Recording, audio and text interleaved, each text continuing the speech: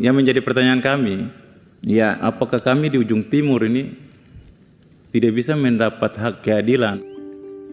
Tanah surga, bukan lautan, hanya kolam susu, katanya. Tapi kata kakekku, hanya orang-orang kaya yang bisa minum susu. Orang bilang tanah kita tanah surga, tongkat kayu dan batu jadi tanaman, katanya. Tapi kata kakekku, belum semua rakyatnya sejahtera. Banyak pejabat yang menjual kayu dan batu untuk membangun surganya sendiri. Saya harus sampaikan bahwa kasus ini terjadi sejak 2017, Pak. Sejak Pak Presiden Jokowi mengambil saham 51%. Kami jadi sandranya negara di perusahaan agar pemerintah tidak bisa mengambil saham 51%. Jadi kami ini sandra negara, Pak. Kalau di dunia orang bilang teroris, pistolnya ditodong di kepala kami, Pak, dan mengancam pemerintah pada saat itu. Kalau Bapak Presiden terus mengambil saham 51%, berarti Bapak punya anak-anak bangsa ini kami tembak.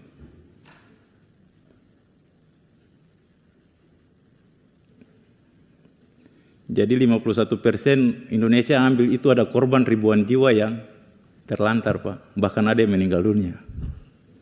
Anak-anaknya itu hampir ribuan putus sekolah, Pak. Mungkin minta maaf saya tidak paparkan secara kronologis, tapi saya akan cerita secara garis besar kejadian yang sudah terjadi sekitar 8 tahun. Hampir masuk 8 tahun, tinggal berapa bulan 8 tahun, Pak.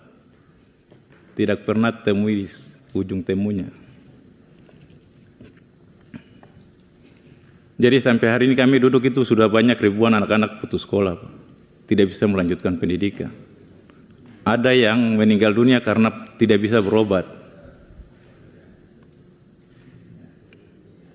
Pimpinan sidang, Pak Ketua, izin kami dari kejadian pelanggaran norma kerja ini itu berujuk kepada pemutusan BPJS.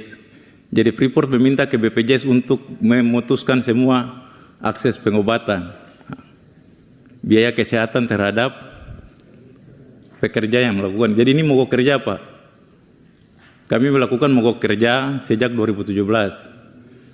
Mogok kerja itu karena perlakuan Freeport menggunakan kebijakan yang tidak ada dalam aturan perundang-undangan di negara, yang dia kemudian masuk untuk mengintimidasi kita di sana.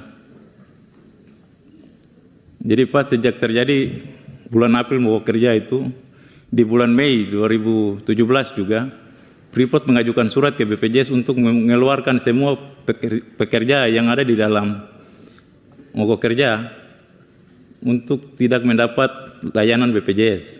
Sehingga dampak daripada itu ada ratusan orang yang meninggal dunia, Pak, karena tidak bisa berobat. Yang saya mungkin perlu tanya di sini, Pak, layanan BPJS itu diperuntukkan buat siapa, Pak? Kalau buat rakyat, kenapa Freeport yang notabene penanam modal di perusahaan asing yang menanam modal di Indonesia, khususnya di Papua, bisa semena-mena memutuskan layanan BPJS?